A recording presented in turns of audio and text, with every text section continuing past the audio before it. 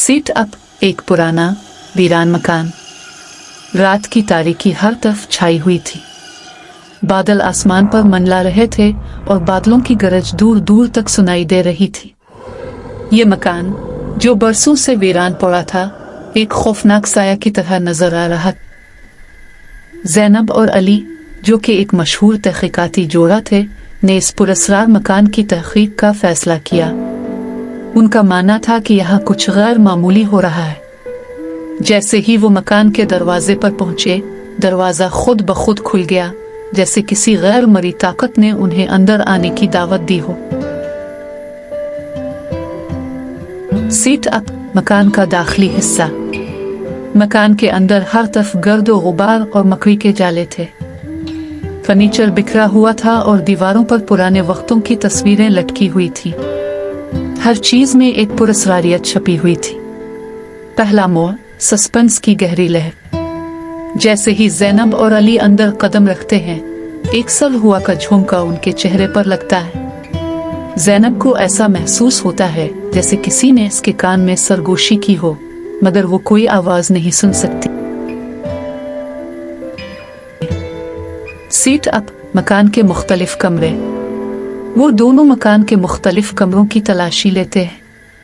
एक कमरे में उन्हें एक पुराना किताबचा मिलता है जिस पर अजीब और गरीब निशान बने हुए हैं। दूसरा मोड़, पुरस्कार आवाजें। अचानक अली को नीचे के कमरे से किसी के चलने की आवाज सुनाई देती है। वो दोनों नीचे जाते हैं तो देखते हैं कि कोई वहां नहीं है, मगर फर्श पर ताजा कदमों के निशान मौजूद हैं।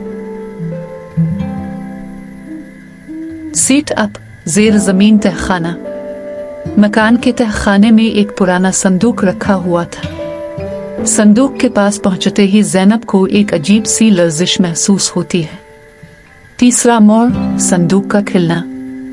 जब अली संदूक खोलता है तो इसमें से एक पुरानी डायरी और कुछ अजीब चीजें निकलती है। डायरी में मकान के साबिक मालिक के बारे में राज दर्ज थे। सीट अप डायरी की तफसीलात। डायरी के सफ़हात पलटते हुए ज़ैनब और अली को पता चलता है कि इस मकान में कई साल पहले एक खौफनाक वाक़या हुआ था। चौथा मोड़, माजी का इंकिशाफ। मकान के साबिक मालिक ने काला जादू किया था और उसके नतीजे में कुछ बदरूहें मकान में कैद हो गई थी। इन बदरूहों की रिहाई के लिए एक खास रस्म की जरूरत थी। सीट अप बदरूहों की जाहिरी शक्ल। जैसे ही ज़ैनब और अली इस राज को समझते हैं, बदरूहों की मौजूदगी का एहसास बढ़ जाता है। मकान की दीवारों पर अजीब और गरीब निशानियां बनने लगती हैं। पांचवा मोड़, बदरूहों का हमला। बदरूहें ज़ैनब और अली पर हमला करती हैं, मगर वो दोनों हिम्मत नहीं हारते। वो बदरूहों को शिकस्त देने के लिए डायरी में लिखी रस्म को पूरा करने की कोशिश करते हैं। सीट अप रस्म का मकाम।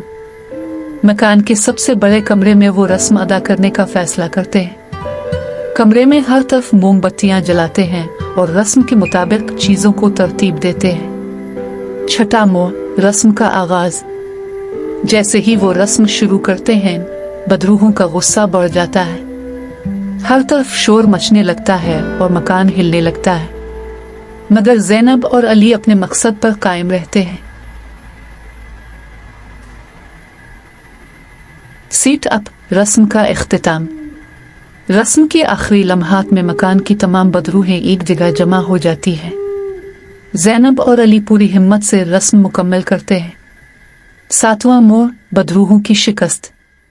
रस्म मुकम्मल होने के बाद बदरूहें एक चीख के साथ गायब हो जाती हैं और मकान में सुकून छा जाता है।